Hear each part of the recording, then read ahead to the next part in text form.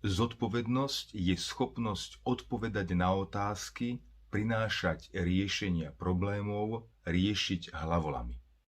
Nesprávne používanie tohto slova sa najlepšie zobrazí v príklade, kedy v miestnosti nájdeme rozbité okno.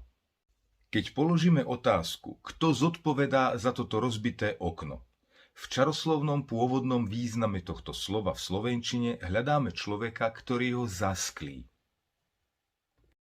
Keď chcete nájsť človeka, ktorý ho rozbil, musíte sa spýtať, kto spôsobil rozbitie tohto okna. Kto to okno rozbil? V politike sme si zvykli brať na zodpovednosť ľudí za rozvrat spoločnosti, prípadne korupciu či iné chyby.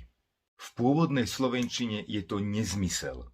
Keby za tie veci totiž dokázali zodpovedať, tak by tie chyby nespravili. Takže zapamätajme si. Ak hľadáme niekoho, kto chybu urobil, hľadáme toho, kto ju spôsobil. A ak hľadáme niekoho zodpovedného, tak hľadáme toho, kto tú chybu vie napraviť.